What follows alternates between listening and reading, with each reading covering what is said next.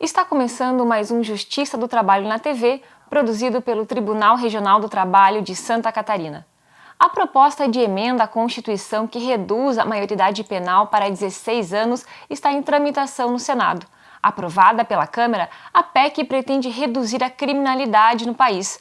Mas será que essa medida terá força suficiente para garantir uma sociedade mais segura? Os jovens são mais vítimas ou causadores da violência? Para debater esse assunto polêmico, preparamos 2 programas. Nesta primeira entrevista, vamos conversar com a promotora de justiça Márcia Aguiar Arend, que é contra a redução da maioridade penal. Promotora Márcia, bem-vinda ao nosso programa. Obrigada. Muito obrigada pelo convite. Para começar, eu gostaria que a senhora explicasse o fenômeno da violência social. Letícia, primeiro nós precisaríamos fazer uma convergência sobre qual violência estamos a falar. Né? Nós temos muitas espécies de violência. Né? A violência que a sociedade brasileira revela uma preocupação muito intensa é essa de todos os dias, essa que é publicada, que é publicizada, que é objeto da apresentação pelas câmaras dos meios de comunicação. Né? São os furtos, os assaltos, os estupros, as violências contra as mulheres, as chamadas violências decorrentes da Maria da Penha, porque é assim que as pessoas falam, né? E a violência no trânsito, né? Mas nós temos as violências que são praticadas nas relações de trabalho. Essas não são muito preocupações de todos os dias. Nós temos a violência que é resultante da corrupção, né? A violência da sonegação. Então, o brasileiro e as pessoas em geral, quando falam de violência, não se reportam a todas as espécies de violência. Então, ao meu sentir, né, o fenômeno da violência estaria na esteira de todos os atos que produzem dor. Todas as formas de sofrimento são violências. E aí você poderia dizer o seguinte, bom, então, os problemas da saúde brasileira também são atos de violência. Né? A má gestão nas escolas do Brasil inteiro também produzem violência. Tudo produz violência. Mas as pessoas em geral entendem violência, esses crimes de todos os dias. Né? Não são nem todos os que estão no Código Penal, nem são todos os que estão na legislação ambiental, não são os decorrentes das relações de consumo, não são. Para as pessoas em geral, violência é esses crimes de todos os dias que se concentram em malferimento a patrimônio privado, a lesões pessoais ou subtração inclusive da vida, né? E desgastes ou danos decorrentes das relações domésticas que produzem dor e violência física. As outras espécies de todas essas violências que eu relacionei, ao meu sentir, se nós fôssemos fazer uma conversa com a comunidade, é bem provável que a comunidade nem sinta que essas outras lesões a direitos possam também constituir violência. Mas são violência. Então, de qual violência falamos? A violência tem uma extensão enorme, depende do observador. Se eu entender que a falta de escolas ou o oferecimento de escolas a uma comunidade, mas em condições precaríssimas, como a gente vê no Brasil, mas se eu entender que violência é só a dor física infligida por uma agressão que um outro faz ao meu corpo ou ao corpo de alguém da minha família, eu não considerarei a falta de escolas adequadas como um ato violento. E ele é incitamente um ato de violência e ele é um ato grávido, como eu digo, a produção de violências, porque quando a escola não forma, ela deforma. E quando ela deforma, ela produz para o futuro um germe de problemas que essa sociedade terá que enfrentar. Uhum. Muito bem, falando desse problema, então, de acordo com o texto da PEC, a maioridade penal será de 16 anos de idade nos casos de crime hediondo, homicídio doloso, que é quando há intenção de matar, e lesão corporal seguida de morte. Por que a senhora é contra essa proposta? Sob o ponto de vista técnico-jurídico, a responsabilidade penal ela é imposta a alguém quando, para o direito penal, o agente reúne todos os atributos para ter total conhecimento e dolo, interesse, vontade de violar um bem jurídico. Por isso que a responsabilidade penal ela é prevista para os maiores de idade, porque se supõe que os menores de idade não teriam esta plena compleição psicológica, né, e até biopsíquica mesmo, para entender todo o caráter criminoso dos fatos. Isso está dentro de todo o conjunto operacional que nutre essa chamada ciência do direito penal. Ora, se nós decidimos que os adolescentes ou os sujeitos com idade menor do que 18 anos não têm essa formação completa e eles são irresponsáveis penalmente, né?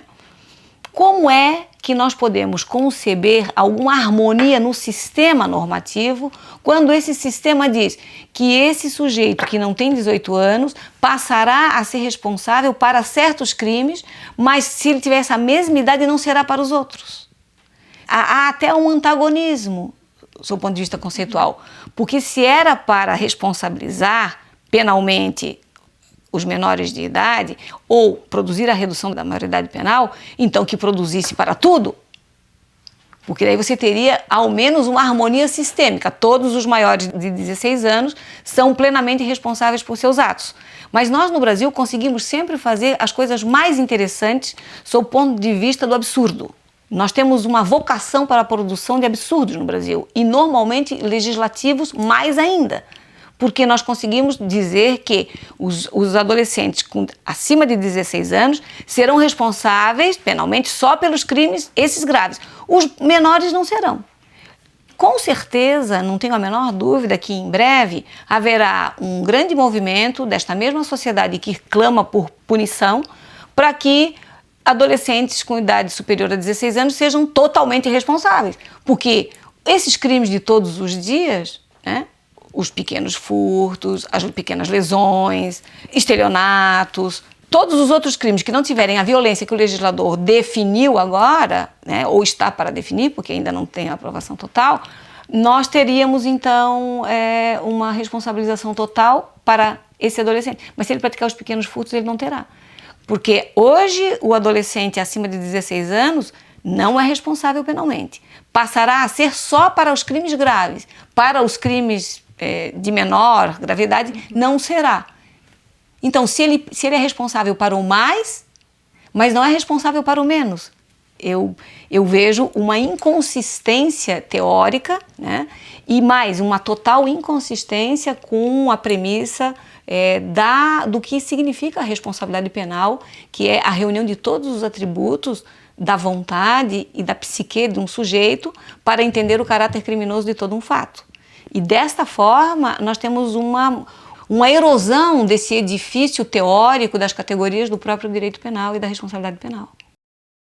Promotora Márcia, eu gostaria que você explicasse como que funciona atualmente o sistema penal para os jovens infratores. De acordo com o Estatuto da Criança e do Adolescente, os atos infracionais só são imputáveis aos maiores de 12 anos, né? E quais são esses atos? São todos aqueles que estão descritos em legislações de natureza penal. Então, um adolescente, que é aquela pessoa que tem acima de 12 anos e antes dos 18 anos, para a legislação brasileira, em outros lugares do mundo, essa baliza etária difere, né? Todo adolescente, portanto, de 12 a 18 anos que cometa ilícitos descritos em legislações penais do meio ambiente, do direito penal, do Código Penal, de consumidor, em relações domésticas, esse adolescente será responsabilizado. De que forma? Como começa o processo, né? Tem-se a notícia do fato, que pode ser por meio da autoridade policial, que foi procurada pela vítima. Perante a autoridade policial, há o preenchimento de certas burocracias para dar início a um processo. Esse adolescente é apresentado a um promotor de justiça, numa audiência que a legislação determina, uma audiência de apresentação. Se esse ato ilícito que ele cometeu, ilícito penalmente, tiver uma repercussão de modo a ter caracterizado lesão corporal ou violência física, né, o resultado da conduta desse adolescente, então haverá uma representação criminal do Ministério Público, que está para o direito penal dos adultos como uma denúncia, né? Para os adultos é uma denúncia que o Ministério Público oferece ao juiz penal. Na área dos adolescentes em conflito com a lei, o Ministério Público, por meio do seu promotor de justiça, promove uma representação contra o adolescente ao juiz da infância e do adolescente.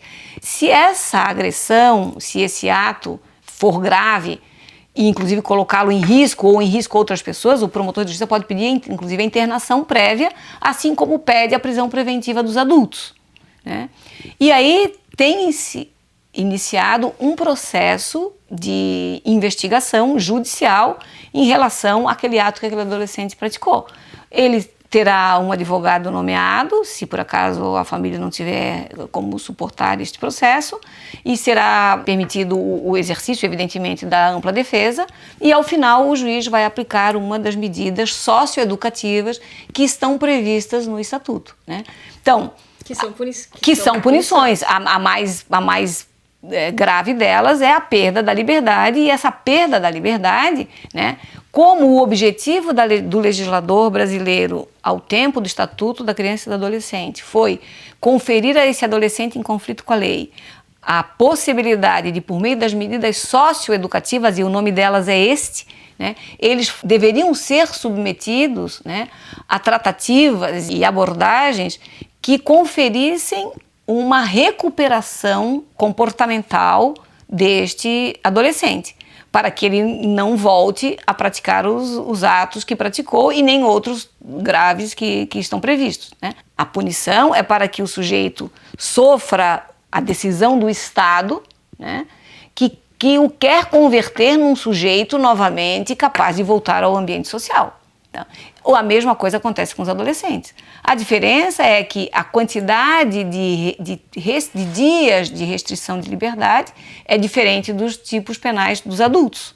Porque na área da infância e da adolescência, de acordo com o ECA, o máximo de restrição da liberdade que pode um adolescente sofrer é até o prazo de 3 anos, né? Mas se ele voltar a praticar outros crimes, né, e se ele não tiver um comportamento adequado para sair, é possível que ele permaneça, até diferentemente dos adultos. E ele trabalha nesses centros de recuperação?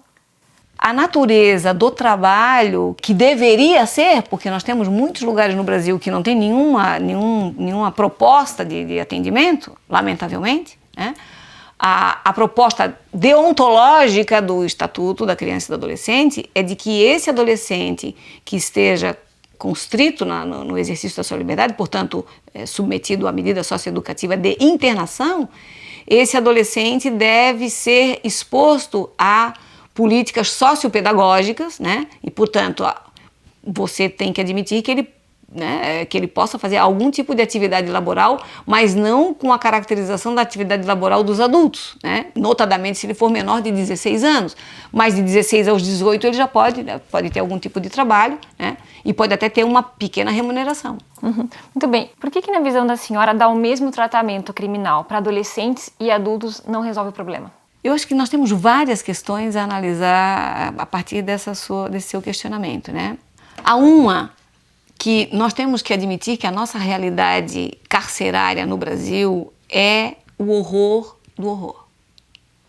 Nós estamos encarcerando cada vez mais nos mesmos espaços que tínhamos, de modo que a dinâmica do encarceramento está sendo conduzida para a dinâmica da doença, do extermínio dessas populações carcerárias por uma série de circunstâncias e moléstias que eles vão adquirindo sem o devido tratamento. Então, o encarceramento dos adultos, né, já é um caos no Brasil, né? Porque para os encarcerados do sistema prisional brasileiro, não preciso nem eu revelar, porque isso é notícia com frequência, Pedrinhas, né, não é em nenhum outro país do mundo, é no Brasil, né? E Pedrinhas eu coloquei aqui só como um exemplo, porque nós podemos encontrar algumas coisas assemelhadas em outras unidades da federação, e nós encontramos barbárie em todo o sistema carcerário de todo o Brasil, né? Não tenho nenhuma novidade em dizer isso, porque já foi objeto até de CPIs, e o tempo inteiro essas informações são noticiadas na imprensa. Então, não estou dizendo nada de novo. Como então fazer crer que o modelo adotado para os adultos, que não dá certo, né, seria potencialmente apto a ser aplicado aos adolescentes, e mais, que este modelo aplicado aos adolescentes implicaria uma reversão dos índices da criminalidade, como as pessoas, em forma quase de manada, lamentavelmente pensam. Né? Não se resolve nenhum problema de países como o Brasil com um incremento de criminalização, como há um anseio desesperado. Né?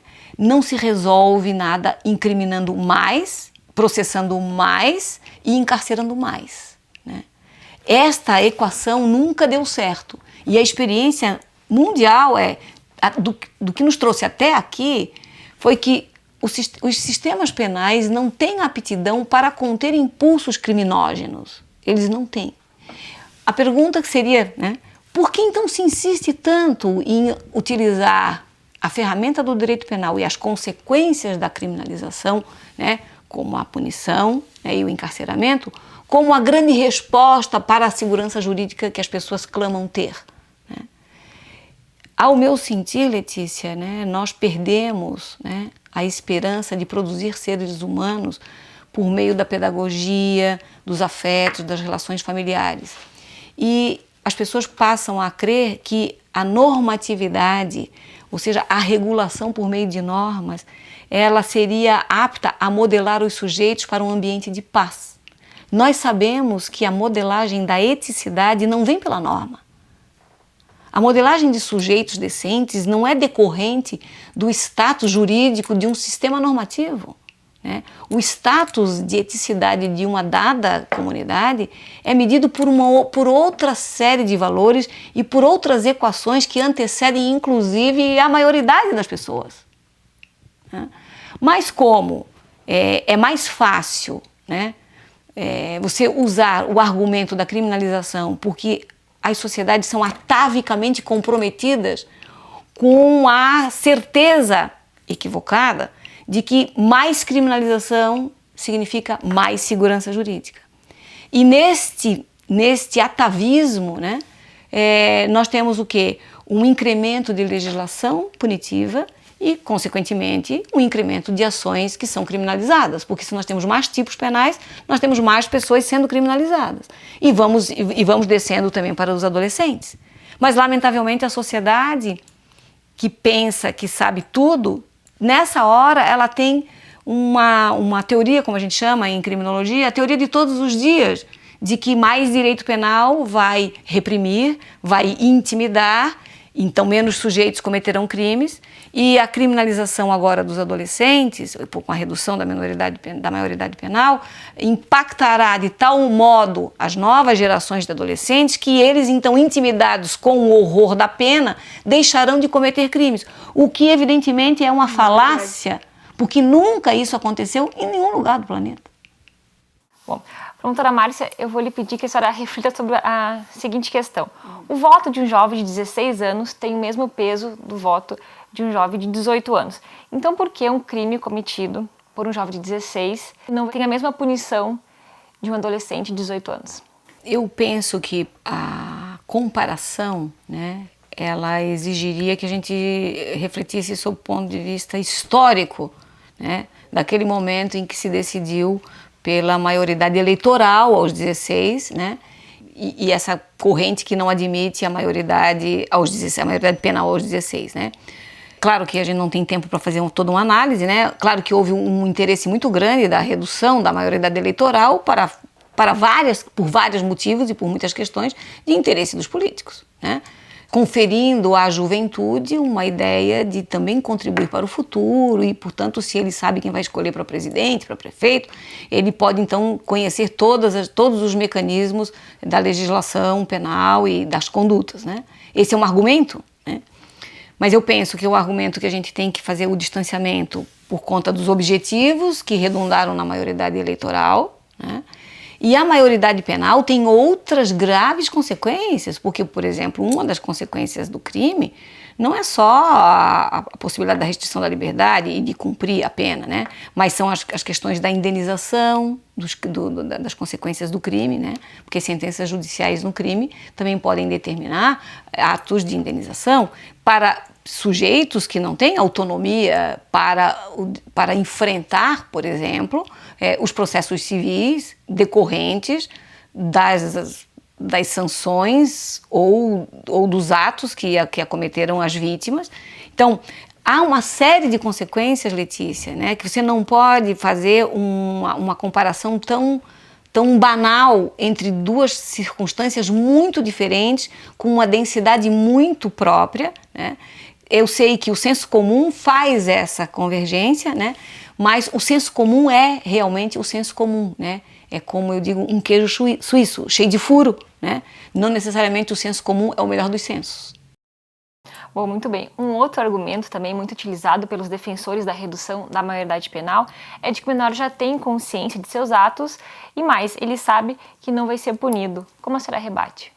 Eu realmente penso, né, que um adolescente de 16 anos em Florianópolis, né, tem condições de conhecer o caráter criminoso de alguns fatos, talvez de todos não, talvez de todos acho que não, né? Mas esse adolescente morando em Florianópolis é muito diferente de um adolescente que ainda ajuda seu pai numa fazenda no interior do estado, né? Essas diferenças de sujeitos, elas impactam na produção de uma norma, né? A gente tem, você poderia dizer, hoje um adolescente é muito diferente de um adolescente da década de 50, né? As meninas de 12 anos do século XXI são muito mais maduras sob o ponto de vista da sexualidade, porque há uma sociedade super erotizada, do que as meninas de 12 anos da década de 50, né? De modo que você poderia dizer, não, hoje um adolescente sabe tudo, está tudo exposto e ele tem condições de decidir sobre o caráter criminoso dos fatos e, portanto, ele é possível dele ser totalmente responsabilizado. Mas esse é um flanco da observação, né? O outro flanco da observação é o produto da criminalização. Esse sujeito criminalizado, nós queremos o que com esse sujeito, né? O que nós queremos com esse sujeito? A experiência de outros países que foi de criminalização para populações de mais tenra idade, esses países estão voltando a reconsiderar. Por quê? Porque a experiência da criminalização dos adolescentes não foi exitosa, sob o ponto de vista de redução de carreiras criminosas, né? Esse é um fenômeno que a gente tem que entender que o Brasil poderia se espelhar, mas lamentavelmente ainda prevalece a ideia dos comparativos, que não necessariamente é a melhor forma de observar um fenômeno. Uhum. Bom, muito bem. O que chama atenção também é o número de jovens mortos. Dados do mapa da violência da Faculdade Latino-Americana de Ciências Sociais revelam que o Brasil registrou cerca de 10 mil assassinatos de jovens entre 11 e 19 anos de idade em 2013. O jovem é mais vítima da violência do que causador dela? Não neste estudo, mas num estudo paralelo, né, nós tivemos no Brasil alguma coisa em torno de 51 mil homicídios no ano de 2014, das pessoas que morreram imediatamente após os atos. Se considerar aqueles que morreram depois, nós chegamos a 62 mil pessoas. Essa é a sociedade brasileira, na qual, no ano de 2013, morreram 11 mil jovens, né? Por que os jovens morrem mais, né? Todo os censos penitenciários mostram que a população carcerária é maciçamente composta de jovens, por uma série de circunstâncias, né? Porque os mais velhos já experimentaram a vida ou já sofreram alguma pena, né? E eles estão envolvidos em outra realidade. Nós temos um país em que o cárcere brasileiro é praticamente povoado de pessoas que tiveram relações com o tráfico. Alguma coisa em torno de 93% da nossa população carcerária provém de relações com o tráfico. Então, é esse o cenário que nós estamos. Um país que não oferece muitos atrativos econômicos, e a crise que estamos a vivenciar, cujo tempo dela de encerramento eu não vejo tão próximo quanto as autoridades de Brasília dizem, né? Nós temos uma baixíssima oferta de oportunidades para as pessoas, né? Nós não oferecemos quase nada para os jovens brasileiros, né? Nós oferecemos direito penal. Então, esse direito penal é oferecido por quê? Porque ele vai para o tráfico. É uma atividade econômica, né? O tráfico é um grande sedutor de atividade, de possibilidades para o sujeito encontrar algum tipo de dinheiro. Então, é no ambiente das relações decorrentes dos negócios do tráfico, né, que nós temos o maior e praticamente exclusivo índice de homicídios dessa juventude, né? Eu penso que a liberação do uso, né, ela pode impactar positivamente, porque, ao meu sentir, né, nós tivemos experiências desse tipo em outros lugares do mundo, e a experiência planetária com relação à criminalização da droga também já mostrou para nós que toda a experiência que tivemos até aqui, e a criminalização da droga no mundo, ela é praticamente do século XX. Antes do século XX nós não tínhamos essas experiências de criminalização do uso e do comércio de drogas. A Inglaterra se fez comercializando ópio, entre outras coisas, entre outros comércios, né? Nós precisamos lembrar disso, né? Enquanto a economia e o direito entenderem da criminalização da droga na sua espécie de uso e de tráfico, nós teremos aí um celeiro de produção de mortes, né, como estamos experimentando no Brasil. Então, talvez a nossa solução não fosse pela criminalização da droga, ou do tráfico, ou do uso, e talvez tivéssemos menos pessoas jovens morrendo. Bom, muito bem, para finalizar, se o Brasil adotasse hoje a redução da maioridade penal, quais seriam as implicações? Imediatamente a ausência de lugares para colocar os condenados, né? Ou nós iríamos empilhar os condenados nos mesmos ambientes onde estão os maiores de idade, né? Que são, aqui em Santa Catarina, se não quisermos sair daqui, todos os estabelecimentos penais de Santa Catarina estão superlotados, todos. Estamos para acontecer o fechamento da colônia penal agrícola de Palhoça por conta de absoluta impossibilidade, presídios no sul do estado que foram fechados, essa semana inclusive, né, por absoluta incapacidade de adicionar mais matéria, carne humana dentro daqueles recintos que são de horror. Então, o primeiro efeito seria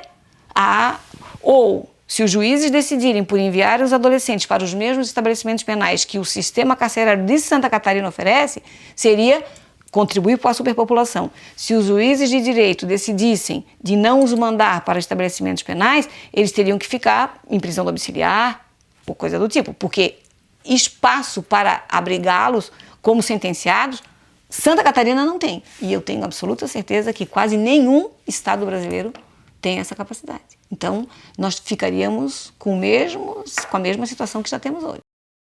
Bom, muito bem, promotora Márcia, eu agradeço a participação em nosso programa. Realmente é um assunto bastante polêmico, mas nosso programa chegou ao fim. Muito obrigada. Hoje conversamos com a promotora de justiça Márcia Aguiar Arend sobre a polêmica da redução da maioridade penal. Nos vemos no próximo programa. Até lá!